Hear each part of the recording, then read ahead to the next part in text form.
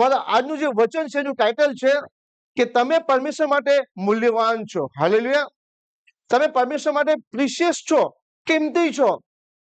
પરમેશ્વર માટે કોઈ પણ વસ્તુ એટલે કે હીરા, પૈસા, માણેક, તમે ગમે એટલા રૂબી આપશો, એટલે કે જે ડાયમંડ આવે છે એનો પ્રકાર છે રૂબી, એ ઇમ્પોર્ટન્ટ હોય છે આપણા માટે. જો આપણે કોઈ રૂબી આપી દઈએ તો આપણે કરોડપતિ થઈ જાય. પણ પરમેશ્વર માટે એ ઇમ્પોર્ટન્ટ નથી. પરમેશ્વર માટે માણસ, મનુષ્ય ઇમ્પોર્ટન્ટ છે. હાલેલુયા. એટલે મારું આજનું ટાઇટલ છે તમે પરમેશ્વર માટે બહુમૂલ્યવાન છો. હાલેલુયા. મારા ભાઈઓ અને બહેનો, મારા બાળકો, યુથો, તમે ખાસ આ વચનને ધ્યાન રાખો. પાછળ મારો અવાજ આવે છે? હા, ન આવતો હોય તો મને કહેજો, તો હું વધારે ફાસ્ટ બોલીશ. હજી ખુરશી ખાલી છે, જગ્યા છે આપણી પાસે આગળ બેસવું હોય તો. હાલેલુયા. આવો તો આપણે વચનમાં સ્ટ્રેટ વે જઈએ, સમયને બગાડ્યા વગર, અને વચન આપણે જોઈએ. પરમેશ્વર શા માટે આપણને કહે છે કે તમે મારા માટે કિંમતી છો? પરમેશ્વરે સંસારમાં બધું જ બનાવ્યું સરસ રીતના. ઉત્પત્તિની પુસ્તકમાં આપણે જોયું છે તો પરમેશ્વર એટલું બધું સુંદર બનાવ્યું પૃથ્વી, અને જે વસ્તુની જરૂર હતી એ પ્રમાણે એના શબ્દ દ્વારા બનાવ્યું. પણ પરમેશ્વરે એક વસ્તુ એટલું ઇમ્પોર્ટન્ટ બનાવ્યું કે તેને શબ્દ દ્વારા નહીં, પોતાના હાથે બનાવ્યું. હાલેલુયા. ઉત્પત્તિના અધ્યાયની અંદર આપણે જોઈએ છે, પહેલો અધ્યાય છે કાઢીએ ને કદાચ 27મું વચન હોઈ શકે મારા ખ્યાલથી. જેનેસિસ ચેપ્ટર 1, હા, 1:27 વાંચીએ આપણે. ઉત્પત્તિ 1:27. ઈશ્વરે પોતાના સ્વરૂપ પ્રમાણે માણસને ઉત્પન્ન કર્યું. ઈશ્વરના સ્વરૂપ પ્રમાણે તેમણે તેને ઉત્પન્ન કર્યું. તેમણે તેઓને નર નારી ઉત્પન્ન કર્યા. શું કહ્યું? ઈશ્વરે પોતાના સ્વરૂપ પ્રમાણે માણસને ઉત્પન્ન કર્યા. ઇંગ્લિશમાં વાંચી લઈ. Genesis chapter 1:27. Genesis chapter 1:20. So God creates a human being, making them like himself. He created male and female. Amen. પરમેશ્વરે ગોડે પોતાની ઇમેજમાં માણસને ક્રિએટ કર્યા. મનુષ્યને પોતાના હાથોથી બનાવ્યા. કોને? પરમેશ્વરે. એને એક એક શબ્દથી જ્યારે બોલ્યા અને વસ્તુ બની ગઈ. એને આકાશ, પૃથ્વી, પાણી, સમુદ્ર, મછલીઓ, પશુઓ, વનસ્પતિ એ બોલ્યા ને થઈ ગયા. અને એ બધી વસ્તુમાં પણ એક એક વસ્તુ કિંમતી છે. તમે ઝાડની અંદર જો તો એમાં કઈ ને કઈ કિંમતી હોય, એમાં સારા ફળો આપે છે. પાણી, દરિયો બનાવ્યો તેમાં માછલીઓ હોય છે, આપણે એ ખાઈએ છીએ. કોઈ પણ ગાય બેલ છે તો એને બનાવ્યા છે કે આપણે એને વસ્તુઓમાંથી દૂધ ને બધું પીએ છીએ. કોઈમાં ને કોઈમાં કઈ વસ્તુ કોઈ ઇમ્પોર્ટન્ટ છે, પણ પરમેશ્વર એનાથી વિશેષ આપણને બહુમૂલ્ય કહે છે. એ તો મનુષ્ય માટે બધું બનાવ્યું કે ભાઈ આ મનુષ્યને બનાવીશ તો એમાંથી તે ઝાડમાંથી ખેતીમાંથી ખાઈને ખાશે. જે વનસ્પતિ બનાવી, એવા પશુ બનાવે કે તે ખાઈને પોતે તૃપ્ત થશે. આ ઘોડા પર ચાલીને જઈ શકશે, ઘોડાગાડી બનાવી શકશે. પરમેશ્વર મનુષ્ય માટે બધું બનાવ્યું, પણ એને એના હાથોની રચના કરી. પોતે પોતાના હાથેથી મનુષ્યને બનાવ્યા અને પોતાની ઇમેજમાં બનાવ્યા. પરમેશ્વર બીજી કોઈ વસ્તુની પોતાની ઇમેજમાં ના બનાવ્યું, ખાલી માત્ર માણસને પોતાની ઇમેજમાં બનાવવામાં આવ્યા. એટલા માટે કે આપણે પરમેશ્વર માટે બહુમૂલ્ય છે. હાલેલુયા. કે પરમેશ્વર આપણને આપણા માના ગર્ભમાં રચતા પહેલા આપણને જાણતા હતા. જો આપણે યર્મિયા 1નું આપણે વાંચન જોઈએ, યર્મિયા ચેપ્ટર 1:5, ત્યાં લખેલું છે કે હું તને ગર્ભમાં રચતા પહેલા જાણતો હતો. હાલેલુયા. એટલા માટે પરમેશ્વર પોતાની ઇમેજમાં આદમ અને હવાને બનાવ્યા, અને આપણને પણ માના ગર્ભમાં જતા પહેલા પરમેશ્વરે આપણી યોજના કરી છે. હાલેલુયા. એટલા માટે દાઉદનું જો તમે વાંચો ભજન સાહિત્યની અંદર, ગીત શાસ્ત્રની અંદર, તો દાઉદ પણ કહે છે કે તે મારી રચના અદ્ભુત રીતે કરી છે, અને પરમેશ્વરને ધન્યવાદ કરે છે. કેમ કે તે મારી માના ગર્ભમાં રચતા પહેલા તે મારા અંગોને પણ જાણ્યા છે. તે મારા અંગોને બનાવતા પહેલા ખબર બધું છે કે મને તું કઈ રીતના બનાવવાનું છે. આ દુનિયામાં તે મને અદ્ભુત રીતે બનાવ્યો છે. તો પરમેશ્વર તે ધન્યવાદ કરે છે. હાલેલુયા. આપણે હરેક મનુષ્ય આ પૃથ્વી પરના એ પરમેશ્વર માટે ઇમ્પોર્ટન્ટ છે. એ વિશ્વાસી હોય કે અવિશ્વાસી હોય, પરમેશ્વરે જગતને પ્રેમ કર્યો છે. ખાલી આપણે બેઠા છે એટલાને નહીં. તો એના માટે કે પૃથ્વી પર જેટલા બી મનુષ્ય છે એ પરમેશ્વર માટે કિંમતી છે, ઇમ્પોર્ટન્ટ છે. હાલેલુયા. વાંચીએ આપણે યર્મિયા ચેપ્ટર 1:5. યર્મિયા ચેપ્ટર 1:5. ગર્ભસ્થાનમાં ઘડિયા પહેલા મેં તને ઓળખ્યો હતો, અને ગર્ભસ્થાનમાંથી બહાર આવ્યો પહેલા મેં તને પવિત્ર કર્યો હતો. પ્રજાઓને સારું મેત અને પ્રબોધ નિમ્યો હતો. તો એનો મતલબ કે આપણે આકાશમાંથી એટલે કોઈ આપણને આપણે અચાનક કઈ આકાશમાંથી પડેલી ખજૂરમાં અટકી ગયા નથી કે ભાઈ આકાશમાંથી ફેંકા કે દિલીપ જા પૃથ્વી પર, એવી રીતના નથી. પરમેશ્વર આપણને માના ઘરમાં નાખતા પહેલા, આપણે રચના કરતા પહેલા પરમેશ્વર જાણે છે અને પરમેશ્વર આપણા દ્વારા કઈક ઉદ્દેશ્ય છે. એટલા માટે પરમેશ્વર કહે છે કે તમે મારા માટે કિંમતી છો, તમે મારા માટે બહુમૂલ્ય છો. કદાચ પૃથ્વીના લોકો તમને કદાચ કહેતા હશે કે આ તો નકામો માણસ છે. આજે આપણે ભાઈ બહેન આપણે ઘણા નારાજ થઈ જાય છે. શું નારાજ થઈ જાય? આપણને લોકો એમ કહે કે ભાઈ તું કઈ કામનો નથી, તમે કઈ કામના નથી, તું બેકાર છે, તારું કઈ થવાનું નથી, તું એવો ને એવો રહેવાનો છે. અને ત્યારે આપણને પ્રશ્ન થાય, પ્રભુ યેસુ ખરેખર, અથવા આપણે કે પરમેશ્વર ખરેખર હું આવો છું, હું તેવો છું? પરમેશ્વર કહે કે ના, તું મારા માટે કિંમતી છે. હાલેલુયા. આપણે જો પોતાના જીવનની જોઈએ તો આપણે શું હતા? આપણે કાંઈ ન હતા. આપણને એમ અંદર લાગતું કે હું કંઈક છું, પણ ના, પરમેશ્વરની દ્રષ્ટિમાં આપણે અમૂલ્યવાન હતા. એટલા માટે પરમેશ્વર આપણને ગંદકીમાંથી બહાર કાઢ્યા છે. હાલેલુયા. આપણને ઉઠાવ્યા છે. આપણને કોઈ પૂછનાર નતું. આપણને લોકો ટોન્ટ મારતા હતા કે તું તારું કઈ થાય નહીં, તું તો આવો ને આવો રહેવાનો છે, તારો બાપ જેવો તું છે, તું તારી માં જેવી છે, તો આવો છે તેવો છે. આવા બધા વસ્તુ સાંભળીને માણસ ડિપ્રેશનમાં આવી જાય કે ખરેખર પરમેશ્વર આવો છે. ત્યારે વ્યક્તિ જો રસ્તો ન મળે, જો સુવાર્તા ન મળે તો વ્યક્તિ શું કરે છે? સુસાઇડ કરે છે, આત્મહત્યા કરે છે. જયારે એક વ્યક્તિ એક્ઝામ ની અંદર ફેલ થાય છે અને એ ડર ની અંદર કે હું ઘરે જઈશ, રિઝલ્ટ ફેલ થઈ ગયું છે, હું ઘરે જઈશ તો મારા પપ્પા મને મારશે, મારા મમ્મી મને મારશે અથવા મને ખીજાશે, અને એ ડિપ્રેશનમાં તે ઘરે નથી જતો અને સુસાઇડ કરેલા લોકો આજે યુથ ભાગી જાય છે. પણ એને વચન ખબર હોય ને તો એ વસ્તુ નથી કરતા. એની ખબર છે કે હું પરમેશ્વર માટે કિંમતી છું. કદાચ આજે ફેલ થયો છે, ફેલ થઈ છે, પરમેશ્વરની કંઈક અદ્ભુત યોજના મારા દ્વારા છે, એટલા માટે હું ફેલ થયો છે. નો પ્રોબ્લેમ, હું ઘરે જઈશ અને હું મારા મમ્મી પપ્પા જે કહેશે સાંભળી લઈશ. પણ હું મમ્મી પપ્પાને બી ખબર છે મારા વચન કે હું પરમેશ્વર માટે કિંમતી છું, મારા મા બાપ પરમેશ્વર માટે કિંમતી છે, અને આપણે એ વિશ્વાસમાં રહીએ છીએ કે હું પરમેશ્વર માટે કિંમતી છું. એટલા માટે દાઉદનું ભજન તે શું કામ કહે છે? કેમ કે પરમેશ્વર આપણને એવા અદ્ભુત રીતે આપણને બનાવ્યા છે કે એની કોઈ કલ્પના નથી. એટલા માટે દાઉદનું આપણે ગીત શાસ્ત્ર કાઢીએ અને અધ્યાય 139 અને વચન આપણે જોઈએ. એમાં ગીત શાસ્ત્ર ભજન સંહિતા 139 વચન 13 થી વાંચે, 14 થી વાંચે પ્લીઝ. ગીત શાસ્ત્ર 139. હા, 13 થી વાંચે. 13 થી. મારું અંતકરણ તે ઘડ્યું છે અને મારી માના તે મારી રચના કરી છે. ભય તથા આશ્ચર્ય પ્રમાણે એવી રીતે મને રચવામાં આવ્યો છે. માટે હું તારી આભાર સ્તુતિ કરીશ. તારા કામ આશ્ચર્યકારક છે, એ મારો જીવ સારી પીઠે જાણે છે. હાલેલુયા. પરમેશ્વરનું જે દાઉદ છે તે પરમેશ્વરનો આભાર માને છે. એમ કહે છે કે તે મારી રચના કરી છે, અદ્ભુત રીતે કરી છે. મારો જીવ જે છે તે તું જાણે છે કે કેવો કિંમતી ઇમ્પોર્ટન્ટ છે. તે જે મારી અંદર જે શ્વાસ ફીકો છે તે મારા માટે ઇમ્પોર્ટન્ટ છે. હાલેલુયા. કેમ કે એને દાઉદને ખબર છે કે જે મારું શરીર છે તે પરમેશ્વર માટીમાંથી બનાવ્યું છે, પણ જે એને મારા અંદર જીવ ફેંક્યો છે તે અદ્ભુત છે, એટલે કે પવિત્ર આત્મા. હાલેલુયા. આજે તમારી અંદર, મારી અંદર જે પરમેશ્વર જે શ્વાસ ફીકો છે, એ આત્મા જે આપણે નવો આત્મા આપ્યો છે, પવિત્ર આત્મા આપ્યો છે, તે કિંમતી છે અને એ આપણને ગાઈડ કરે છે. જો આપણે પરમેશ્વર માટે મૂલ્યવાન ના હોત તો તે આપણને પવિત્ર આત્મા ના આપત. હાલેલુયા. પણ જયારે કોઈ પણ એક પણ વ્યક્તિ જયારે પસ્તાવો કરે છે, પાપોની માફી માંગે છે, પરમેશ્વર તેનો આત્મા એની અંદર નાખે છે. હાલેલુયા. કોઈ બળદ કે ગાય કે બીજું કોઈ પણ પશુ કોઈ માફી માંગતું નથી અને એને બોલી શકતા નથી, પણ એની અંદર પરમેશ્વર આત્મા નાખતા નથી. એની અંદર જીવ છે પણ પરમેશ્વરનો આત્મા નથી. પણ એક વ્યક્તિ, એક મનુષ્ય જે જીવન છે, એ માણસ પરમેશ્વર માટે કિંમતી છે અને પરમેશ્વર એને જ આત્મા આપ્યો છે. હાલેલુયા. અને એ આપણને અગવાહી કરે છે. એટલા માટે જે દાઉદ છે તે પરમેશ્વરનો ધન્યવાદ કરે છે.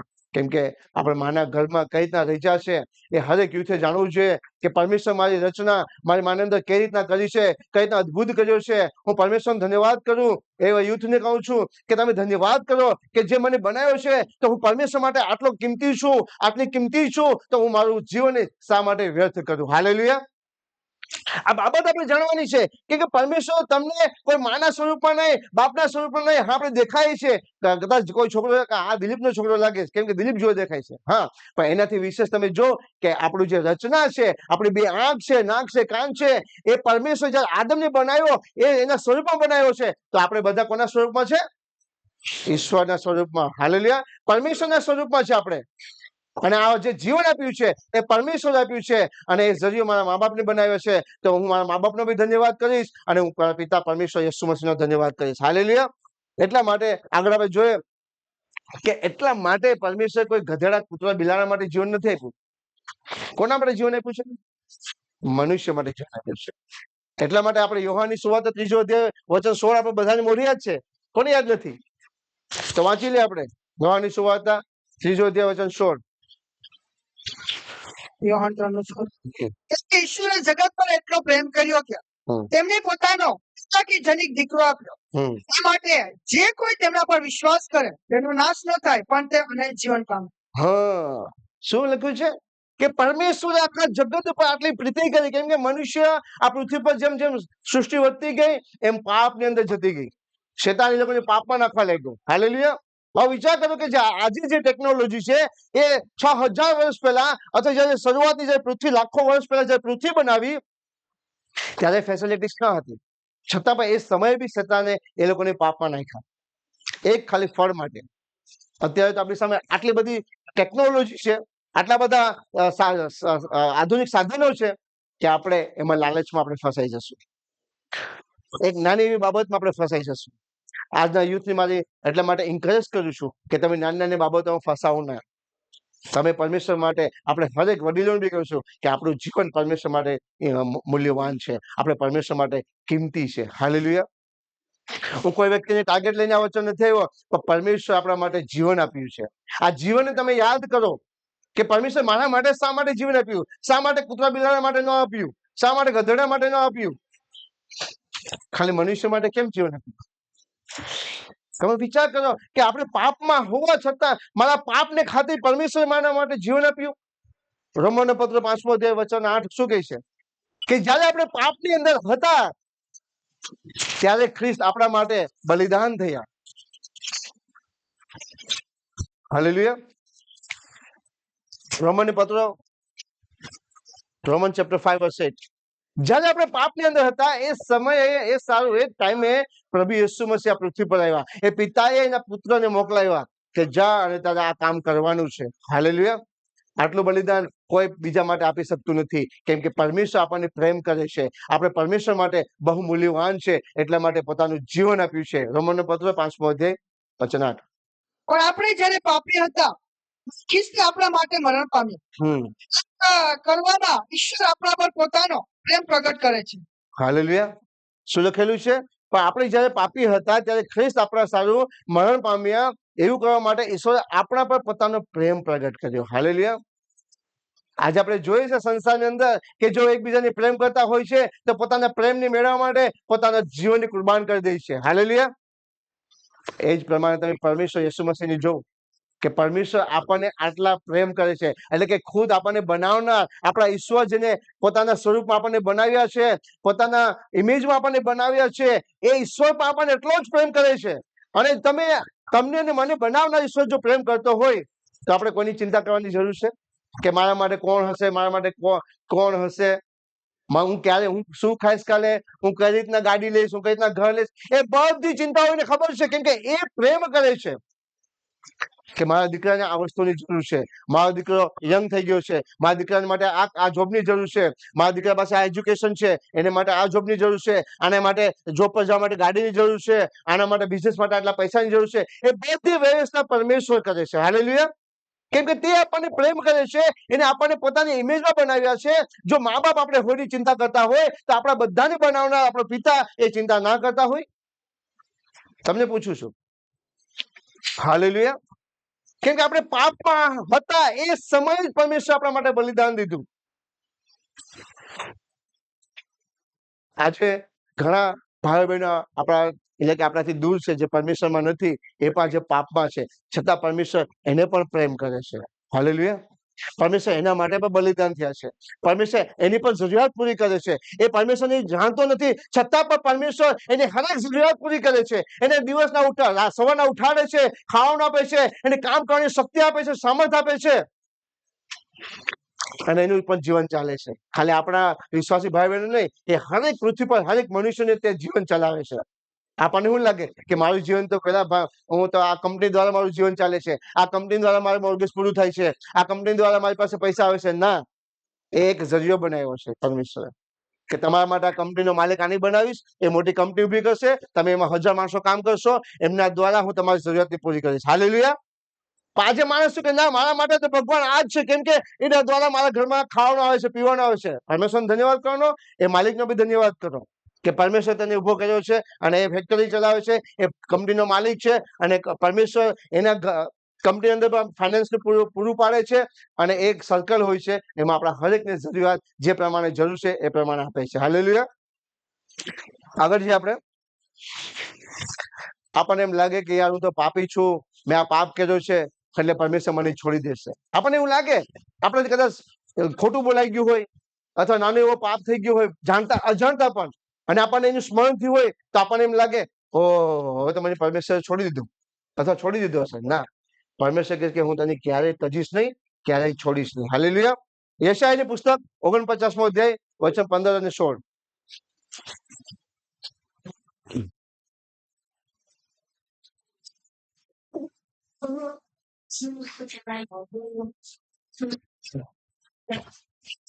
Verse 49 verse 15, 16.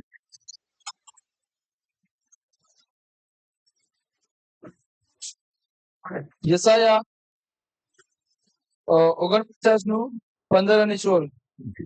શું પોતાના પેટના દીકરા પર દયા ન કરે? શું લખેલું છે? હા, યશાયાની પુસ્તક. હા, 49 verse 15, 16. હા. શું સ્ત્રી પોતાના પેટના દીકરા પર દયા ન કરે? શું લખેલું છે? શું સ્ત્રી પોતાના પેટના દીકરા પર દયા ન કરે? એવી રીતે કે પોતાના ધાવણના બાળકને વિસરી જાય? હા, કદાચ તેઓ વિસરે, પરંતુ હું તમને વિસરીશ નહીં. શું લખ્યું છે? કદાચ પરમેશ્વર કદાચ સ્ત્રી પોતાના દૂધ પીતા બાળકને છોડી દેશે, કદાચ બની શકે, કદાચ સ્ત્રી છોડી દેશે, પણ પરમેશ્વર કહે કે હું તને ક્યારેય નહીં છોડું. કદાચ તારી માં તને દૂધ પીતા બાળકને છોડી દેશે, પણ હું તને ક્યારેય છોડીશ નહીં. આ હરેક વચન આપણા જીવનમાં આપણને યાદ હોવા જોઈએ, સ્મરણ હોવા જોઈએ કે કદાચ મારા પરિવાર, મારા ફ્રેન્ડ લોકો, મારા કુટુંબી કદાચ મને છોડી દેશે, પરમેશ્વર યેસુ મસીહ મને પ્રોમિસ કરીશ કે કદાચ તે ભૂલી જશે, પણ હું તને ક્યારેય ભૂલીશ નહીં. હાલેલુયા. પહેલો પત્રસ આપણે જોઈએ, પહેલો પત્રસ પહેલો અધ્યાય, સોરી 16મું વાંચી દે. મેં તને હેથેલી પર કોતરી છે, તારા કોટ નિત્ય મારી સન્મુખ છે. પરમેશ્વર કે મેં તારી રચના, તારું ચિત્ર મેં મારા હથેળી પર કોતર્યું છે, અને તું મારો સરપનાહ છે. હાલેલુયા. પરમેશ્વર હું તારું સરપનાહ છે, હું તારી દિવાલ છું, હું તારું ઢાલ છું. મેં તારું ચિત્ર મારા હથેળી પર દોર્યું છે, ખોદ્યું છે.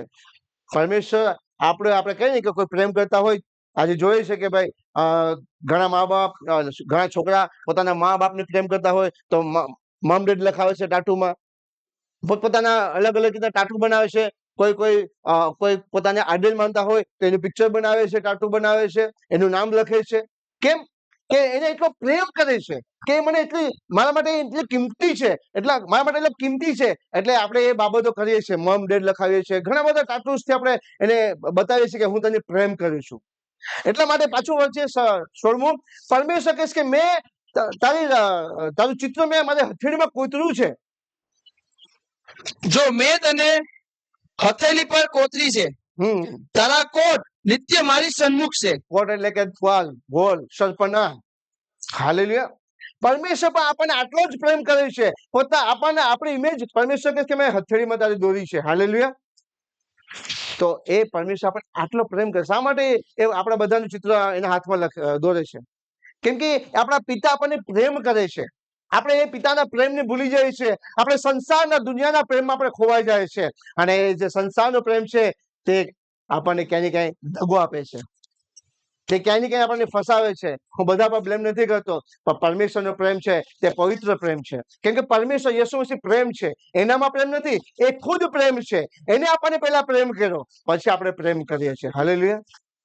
પહેલો પત્રસ 1 અધ્યાય વચન 8 થી આપણે વાંચીએ, સોરી 18 થી.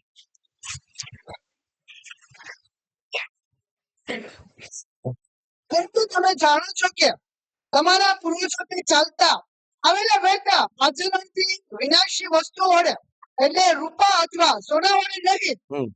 પણ ખિસ્ત જે નિષ્કલંક તથા નિર્દોષ બલવાન જેવા છે, હમ. તેમના મૂલ્યવાન રક્તથી તમારો ઉદ્ધાર કરવામાં આવ્યો છે. હાલેલુયા. આજે આપણે જોઈએ છે કે આપણે કઈ વસ્તુ આપણને ગમતી હોય, કિંમતી વસ્તુ, તો આપણે શું કરીએ? એના માટે એક આપણે દામ ચૂકવવું પડે છે, આપણે પૈસા આપવા પડે છે. આપણે કહીએ તો આપણને એ વસ્તુ મળે છે કે ભાઈ મને આ બુક જોઈએ છે, તો આપણે એની જે કિંમત હોય છે એ આપણે ચૂકવવી પડે છે. એ જ માટે શું લખેલું છે? કેમ કે તમે જાણો છો કે તમારા પિતૃઓથી ચાલતા આવતા વ્યર્થ આચરણથી, એટલે કે તમારા બાપ દાદાથી જે તમારા પાપ જે તમારા જીવનમાં ચાલતા આવ્યા છે, જે શ્રાપો તમારા જીવન ચાલતા આવ્યા છે, એ માટે પરમેશ્વરે શું કર્યું છે? તમારા માટે, મારા માટે બલિદાન થયા છે. એ લહુ આપીને આપણને ખરીદવામાં આવ્યા છે. હાલેલુયા. લખેલું છે કે ચાંદી કે સોના દ્વારા નહીં, પરમેશ્વરે સોનું કે ચાંદી આપીને આપણને ખરીદ્યા નથી, પોતાના જીવનને કુરબાન કર્યું છે કલ્વરી ક્રુસ પર. આપણે જયારે એને યાદ કરીએ છીએ, આપણે 5 તારીખે આપણે જોશું કે સોરી ગુડ ફ્રાઈડે દિવસે કે લહુ લુહાણ થઈ ગયા છે, આપણા માટે માર ખાધા છે. આટલા માર કોણ ખાવાનું? આજે કોઈ મનુષ્ય, આજે કોઈ મિત્ર આપણા માટે એટલા માર ખાવા તૈયાર નથી, પોતાનું જીવન આપવા માટે તૈયાર નથી. હાલેલુયા. તમે વિચાર કરો કે જો કોઈ આપણો ભાઈ બંધ, આપણા કોઈ મિત્ર, આપણા કુટુંબી જો કોઈ તકલીફમાં હોય, અથવા કોઈ જેલમાં ગયા હોય કારણ વગરના, અથવા તો કોઈ પાપથી ગયા હોય, કેટલી કોશિશ કરીએ છીએ કે મારો ભાઈ, મારો મિત્ર, મારો પરિવાર, કુટુંબનો દીકરો એ જેલમાંથી બહાર આવે. આપણે એટલી કોશિશ કરીએ છીએ કે આપણે સારામાં સારા વકીલ રાખીએ છીએ, બેરિસ્ટર રાખીએ છીએ, જેટલા બી પૈસા થાય આપણે ઘર જમીન બધું વેચીને પણ આપણે કોશિશ કરીએ છીએ કે વ્યક્તિ જેલની બહાર આવે. હાલેલુયા. તો એટલા માટે પરમેશ્વરે એ જ બાબત કરી છે કે જે બાપ દાદાના જે પાપ આપણા જીવનમાં ચાલતા આવ્યા હતા, જે શ્રાપો છે, એ બધુંનું મૂલ્ય ચૂકવવા માટે પોતાનું બલિદાન દીધું છે અને આપણને ફ્રીને આઝાદ કર્યા છે. હાલેલુયા. એટલા માટે કહે છે કે તમે મારા માટે મૂલ્યવાન છો. આ પરમેશ્વર કે તમે મારા માટે પ્રિશિયસ છો, કિંમતી છો, મેં તમને મારા લહુથી ખરીદી લીધા છે. સોના ચાંદી માટે નહીં. આગળ શું લખેલું છે? તે તો જગતના મંડાળ અગાઉ નિર્માણ થયેલા હતા ખરા, પણ તમારા માટે આ છેલ્લા કાળમાં તે પ્રગટ થયા છે. એ તો શરૂઆતથી પરમેશ્વર છે, પણ આ ખરા કાળમાં આપણા માટે ફરીથી તે પૃથ્વી પર આવ્યા અને આપણા માટે બલિદાન દીધું કે મારા દીકરો મારાથી વિખૂટો પડી ગયો છે. કેમ કે પાપના કારણે આપણે પરમેશ્વરથી દૂર થઈ ગયા, અને એ ભેગા કરવા માટે પરમેશ્વરે પોતાનું બલિદાન આપ્યું છે. હાલેલુયા. કે મારો દીકરો મારી પાસે કઈ રીતના આવી શકે? જે પાપની જે ખાઈ છે, એ ખાઈને બ્રિજ બનાવવા માટે, કે ત્યાંથી તે ચાલી આવી શકે, એ પાપને ખતમ કરવા માટે, નાશ કરવા માટે પરમેશ્વરે પોતાનું બલિદાન દીધું છે. હાલેલુયા. અને એ કોઈથી શક્ય ન હતું, માત્ર પરમેશ્વરથી શક્ય હતું. એટલે જે જગતની શરૂઆતથી હતા તે પોતે પાછા આ કાળમાં આવ્યા ને આપણને બચાવી લીધા. હાલેલુયા. બાકી છે 19 સુધી વાંચે. આપણે આગળ જઈએ. પરમેશ્વર કહીશ કે હું ખોવાયેલા ઘેટાને શોધું છું. શા માટે શોધે છે પરમેશ્વર ખોવાયેલા ઘેટાને? લુકની સુવાર્તામાં આપણે જોઈએ છે, અને પરમેશ્વર એ બાબતમાં આપણી સાથે વાત કરે છે કે ભાઈ એક ઘેટા પાળક છે, એના 100 ઘેટા હોય છે. લુકની સુવાર્તા કાઢી લઈએ આપણે, 15મો અધ્યાય કાઢી લઈએ. એની અંદર જો તમે વાંચ્યું છે બધા, તો જે ઘેટા પાળક છે એની 100 ભેડ છે, એમાંથી એક ભેડ છે તે દૂર વહી જાય છે. પણ એ ઘેટા પાળક એમ નથી વિચારતો કે એક ગઈ નહીં, હવે મને 99 તો છે ને, એકની શું જરૂર છે? ના, પણ એ ઘેટા પાળક માટે એ 100 તો કિંમતી છે જ. એમાંથી એક જયારે ગાયબ થાય છે ત્યારે 99 તો કિંમતી છે જ, પણ એ 99 માંથી જે 100 માંથી જે એક ગાયબ થાય છે એ પણ એ પાળક માટે કિંમતી છે. શા માટે કિંમતી છે? કેમ કે એ પાળક રોજ સવાર સાંજ એને ખવડાવવા માટે, એને ચરાવવા માટે લઈ જાય છે, એની સંભાળ રાખે છે. અને એ પાળકને એના ઘેટા પ્રત્યે એટલો પ્રેમ હોય છે કે મારી એક પણ ભેડ આ મારી વખારમાંથી જાવી ન જોઈએ. હાલેલુયા. અને જયારે એક ઘેટું ખોવાય છે ને, ત્યારે એ જે ઘેટા પાળક છે એ પોતે એ ઘેટાને શોધવા જાય છે, અને જયારે ઘેટું એ પાળકને મળે છે ને, ત્યારે એ આનંદ કરે છે, હાઈશ મારું એક ઘેટું ખોવાઈ ગયું હતું, એ પણ મળી ગયું, અમારી 100 ભેળ પૂરી થઈ ગઈ. જો આપણે લુકની સુવાર્તા આપણે જોઈએ છે તો એ જ પ્રમાણે જ્યારે એક પાપી વ્યક્તિ જ્યારે પસ્તાવો કરે છે, પાપનો પસ્તાવો કરે છે અને જ્યારે પરમેશ્વર સામે આવે છે, પરમેશ્વરને ગ્રહણ કરે છે, ત્યારે એ પરમેશ્વર ખુશ થાય છે અને સ્વર્ગમાં જે કાર થાય છે. હાલેલુયા. આપણે વાંચીએ લુકની સુવાર્તા 15મો અધ્યાય વચન 4 અને 4 થી 7. લુકની સુવાર્તા 15મો અધ્યાય 4 થી 7.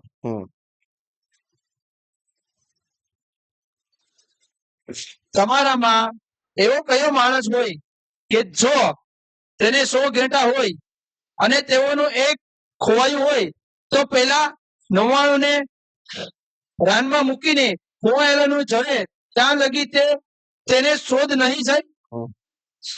અને તે તેને જડે છે ત્યારે હસ્તથી તે તેને પોતાને કાંધ પર ચડાવે છે.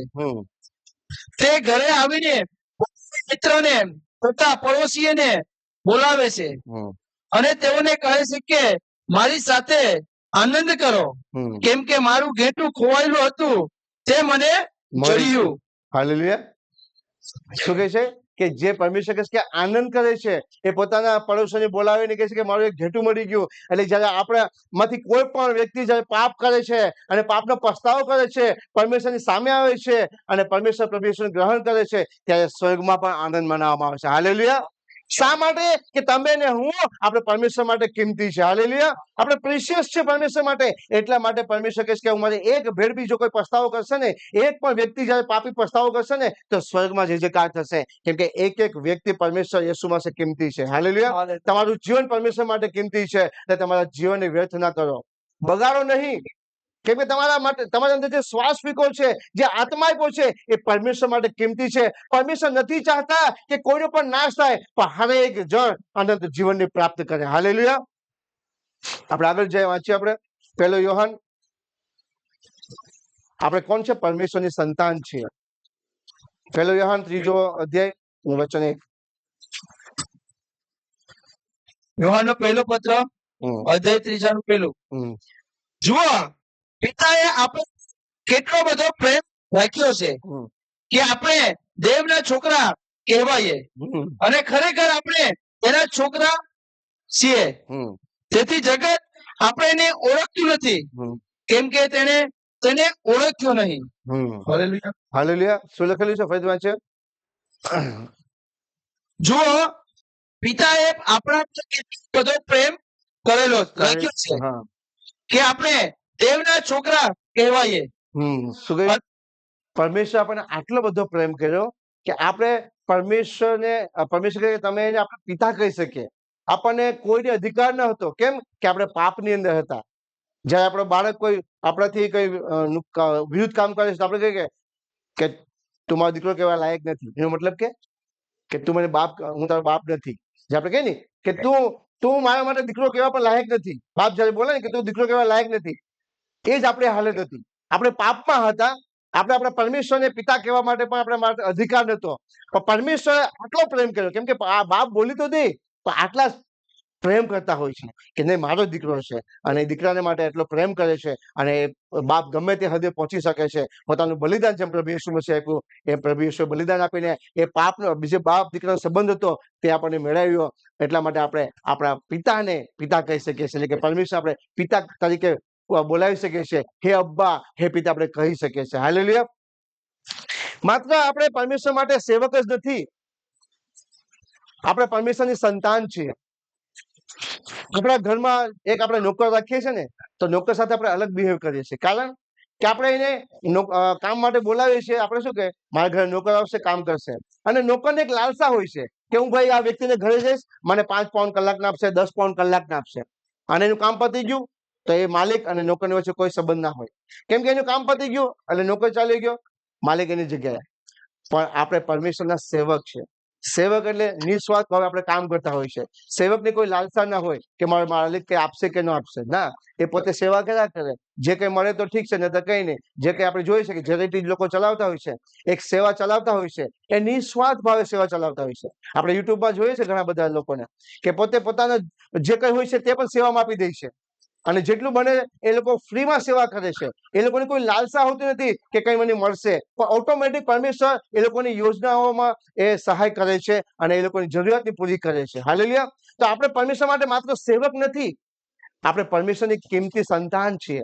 તો આપણે પરમેશ્વરના નોકર બી નથી. પરમેશ્વર આપણને કે તું મારો નોકર છે, આપણે સેવક છીએ. પણ પરમેશ્વર આપણી સાથે એવું બિહેવ નથી કરતા નોકર જેવો. પરમેશ્વર આપણી સાથે એક પુત્ર જેવા, એક પિતાની સમાન આપણી સાથે વ્યવહાર કરે છે કે મારો દીકરો છે, મારી દીકરીઓ છે. હાલેલુયા. કેમ કે પરમેશ્વર આપણને પ્રેમ કર્યો છે. આપણે આગળ જોઈએ તો વચનની અંદર જોઈએ, આપણે વાંચીએ, આપણે યર્મિયા આપણે વાંચી લીધું, યોહાનની સુવાર્તા વાંચી લીધી આપણે. ઓકે,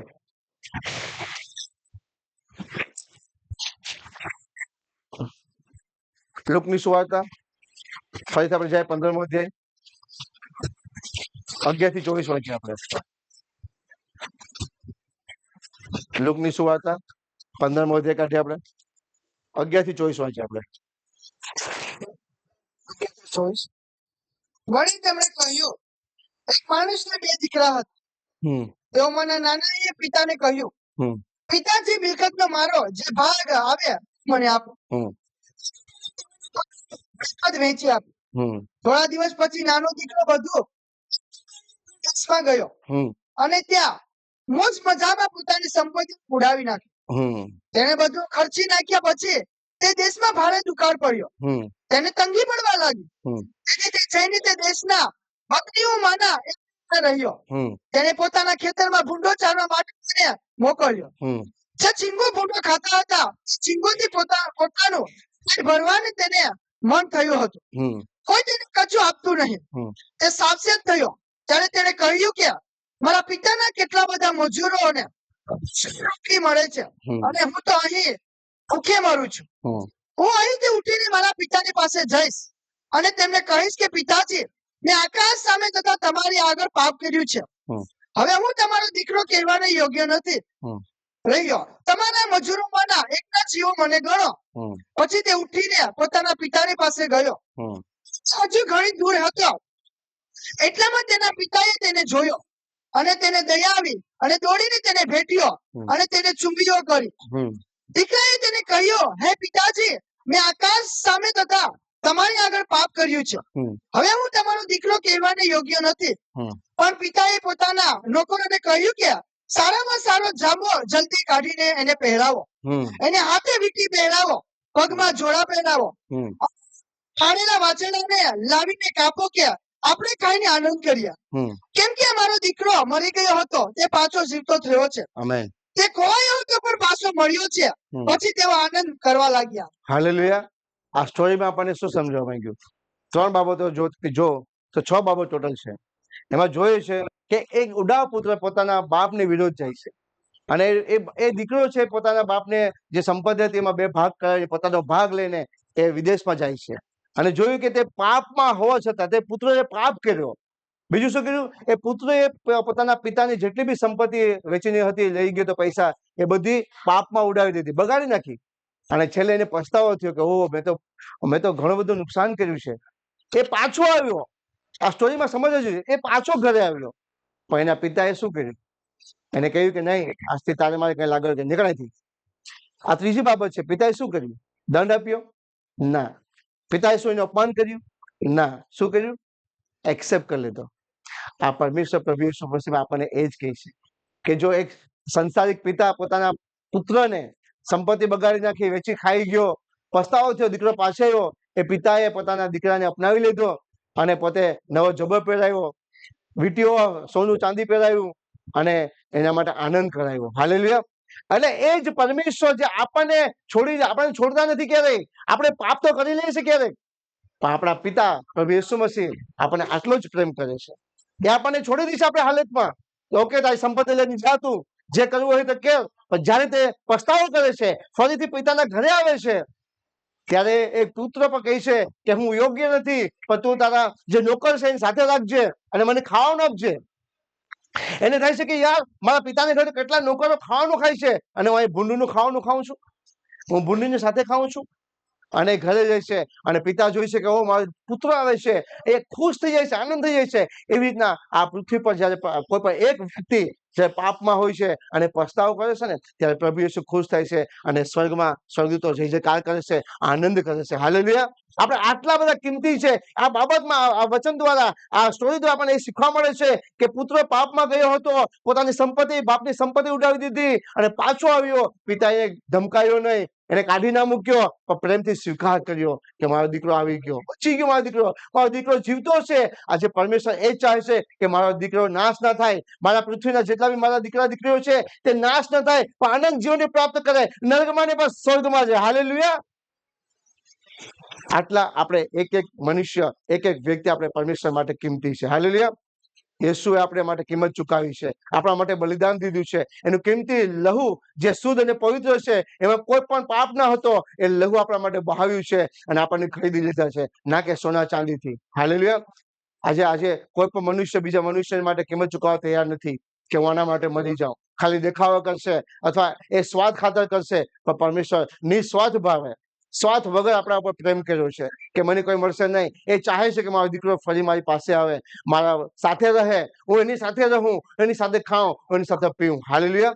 એટલા માટે પ્રભુ યેસુએ આપણા માટે બલિદાન દીધું. હાલેલુયા. મારા ભાઈ બહેનો, આ વચન આપણને એટલું ખબર પડે છે કે પરમેશ્વર માટે આપણે નાખી દેવાયેલા નથી. સાદી ભાષામાં આપણે કઈ અકસ્માત રીતે ઉપરથી ટપકાવવામાં આવ્યા નથી. પરમેશ્વર આપણા માના ઘરમાં અદભુત રીતે આપણી રચના કરી છે. હાલેલુયા. અને એ પીડાઓ માએ સહન કરી છે અને માને પણ એ પિતાએ સહન કરવાની શક્તિ આપી છે. હાલેલુયા. આપણે વચન વાંચીએ છીએ તો આપણે બધા જે મનુષ્ય છે એ આપણે એક સર્કલમાં છે અને આપણે બધા જ પરમેશ્વરના દીકરા અને દીકરીઓ છે. હાલેલુયા. અને જે કે પરમેશ્વર પૃથ્વી બન્યો છે એના પર આપણને પૂરો અધિકાર આપ્યો છે અને એનાથી વિશેષ આપણને જે પવિત્ર આત્મા આપ્યો છે, એ કિંમતી જીવન આપ્યું છે, એ પરમેશ્વર માટે આપણે ઇસ્તેમાલ થવું જોઈએ. હાલેલુયા. અને જ્યારે આપણે પરમેશ્વર માટે યુઝફુલ થાય છે તો વચન આપણને અહીંયા પૂરું થાય છે કે તું તારા જે પરમેશ્વરના સેવકે પ્રાર્થના કરી કે તું પ્રથમ પરમેશ્વરના રાજ્યની ખોજ કર, સંસારની હરેક વસ્તુ તારી પાછળ આવશે. હાલેલુયા. આપણે ગોતવા જવાની જરૂર નથી. પહેલા આપણને ખબર નથી વચન, એટલે આપણે બેટરી લઈને શોધવા જતા હતા, પણ હવે આપણને એ પ્રકાશ મળી ગયો છે. એ પ્રકાશ પરમેશ્વરના વચન છે, એ પ્રકાશ પ્રભુ યેસુ મસીહ છે. એ આપણે અજવાળું કરે છે. જેમ આપણે જોઈએ છે કે ઇઝરાયલ પ્રજા માટે દિવસના યહોવા દેવ જે છાંયો બની જતા વાદળનો, એ વાદળ બનીને છવાઈ જતા અને દિવસનો છાંયો આપતા હતા અને રાતે આગનો ખંભો બની જતા હતા કે અંજવાળું થાય. હાલેલુયા. એ વચન આપણી પાસે છે. એ વચન આપણને જયારે જરૂર પડે છે આપણા માટે છાંયો બની જાય છે, આપણા માટે ઢાલ બની જાય છે, આપણા માટે ત્યાં અજવાળું બની જાય છે, આપણને ત્યાં રસ્તો બતાવે છે. આજે મારા ભાઈઓ બહેનો, આજે યુથ, તમે પરમેશ્વરની પાછળ ચાલો. એ તમને અંજવાળું બતાવશે, એ તમને સાચો રસ્તો બતાવશે, એ તમારા જીવનની હરેક જરૂરિયાત પૂરી કરશે. તમારે શું કરવાનું છે એ પરમેશ્વરને પૂછો. હાલેલુયા. તમારું જીવન બ્લેસ થશે. 100% મારો વિશ્વાસ છે આ વચન હરેકના જીવનમાં કામ કરશે. હાલેલુયા. બીજો તિમોથીનો પત્ર કાઢીએ, 1:5 વચન વાંચીએ. શું લખેલું છે? 1:5 કે 7 કે પરમેશ્વર આપણને ડરનો, ભયનો આત્મા નથી આપ્યો, સામર્થનો આત્મા આપ્યો છે. બીજો તિમોથી હા, ભયનો આત્મા, સામર્થ બુદ્ધિનો આત્મા આપ્યો છે. શું? પરમેશ્વર આપણને ભયનો આત્મા આપ્યો નથી, આપણને સામર્થનો આત્મા આપ્યો છે. તો જો તમે પરમેશ્વરની પાછળ ચાલનારો વ્યક્તિઓ છો તો આપણે કોઈ મનુષ્યથી ડરવાની જરૂર નથી. આપણે પ્રચાર કરી શકીએ છીએ, પ્રચાર કરવાની જરૂર છે. આશીષ પરમેશ્વર આપણને આપશે. લોક આપણને દંડ નહીં આપી શકે. કદાચ આપણે વિરુદ્ધ બોલી શકશે, આપણને અપશબ્દ બોલી શકશે, પણ આપણે એમને બ્લેસ કરવાના છે. એ ગમે તે બોલે, પરમેશ્વર એમને બ્લેસ કરે. બસ આપણે કહ્યું કે તું બ્લેસ છે યેસુના નામમાં. હાલેલુયા. તમે બોલશો, તમે બ્લેસ થઈ જશો. આજે આપણે ડરવાની જરૂર નથી. ગુપ્તમાં નહીં કામ કરો. મારું આથી ઉભી રહીને મારે યુટ્યુબમાં જો કોઈ સાંભળતો એને બી કહેવાનું છે કે જો તમે ગુપ્તમાં કામ કરતા હોય તો છોડી દો, તમે જાહેરમાં કામ કરો. જેટલું તમે જાહેરમાં કામ કરશો એટલા તમે આશીર્વાદિત થશો. જેટલું તમે ગુપ્તમાં કામ કરશો એટલી તમારી આશીષ ગુપ્તમાં રહેશે. કે જયારે મારો દીકરો જાહેર થશે ને પછી હું પણ જાહેર કરીશ આશીષ. અત્યારે ગુપ્તમાં છે તો એની આશીષ પણ થોડી ગુપ્તમાં રાખું. કેમ કે જો આપણે ગુપ્તમાં કામ કરીએ અને જો પરમેશ્વર આશીષ આપ્યા કરે તો પછી આપણે ગુપ્તમાં જ કામ કર્યા કરીએ. જો તમારે આશીષિત થવું હોય, તમારે બ્લેસ થવું હોય જીવનની અંદર, તો ખુલ્લા થઈ જાઓ અને ખુલ્લી સેવકાઈ કરો. તમે ઓટોમેટિક બ્લેસ થતા જશો. હાલેલુયા. ઓટોમેટિક તમારા ગામ બદલાઈ જશે, ઓટોમેટિક તમારા પરિવાર બદલાશે. આજે નહીં તો આવનારા સમયે 100% બદલાવાના છે અને પરમેશ્વર વચન તો પૂરું થશે, પણ એ એન્ડ ટાઈમ હશે કે હરેક ઘૂંટના ટેકશે, હરેક જે અંગીકાર કરશે કે માત્ર પ્રભુ યેસુ મસીહ પરમેશ્વર છે, પણ એ સમયે એના પાસે ટાઈમ નહીં હોય પસ્તાવો કરવાનો. હાલેલુયા. આજે ઘણા બધાને આપણે કહીએ છીએ પણ એ લોકો ઠઠ્ઠા મસ્કરીમાં પણ ઉડાવે છે. પણ પરમેશ્વર એ લોકોને પણ બ્લેસ કરે, તમને બધાને પણ પરમેશ્વર બ્લેસ કરે. એટલા માટે પરમેશ્વર છે કે તમે મારા માટે કિંમતી છો, પ્રિશિયસ છો, ઇમ્પોર્ટન્ટ છો, બહુમૂલ્ય છો. એટલે આપણે ગભરાવાની જરૂર નથી, આપણે પોતાને ઓછા સમજવાની જરૂર નથી કે હું કાંઈ નથી, હું બાપડો બિચારો છું. ના, હું પરમેશ્વર માટે કિંમતી છું. કદાચ મારાથી જાણતા ભૂલ થઈ ગઈ છે, પાપ થઈ ગઈ છે, પસ્તાવો કરો. આપણે પરમેશ્વર અનુગ્રહ કરે પરમેશ્વર છે, દયાળુ પરમેશ્વર છે. તે આપણને દયા કરે છે, આપણને માફ કરે છે, એટલે આપણે કિંમતી છે. તે આપણને ચલાવે છે, આપણને સંભાળે છે, એટલે આપણે ઇમ્પોર્ટન્ટ છે. આપણે તુચ્છ ગણાવવામાં આવતા નથી. આપણે પોતાની જાતને ઓછા ન ગણો, એટલે કે તુચ્છ ન ગણો. તમે બોલો કે હું ઇમ્પોર્ટન્ટ છું, હું પરમેશ્વર યેસુમાં બહુમૂલ્ય છું. આમેન. ગોડ બ્લેસ યુ બધાને. પરમેશ્વર બ્લેસ કરે.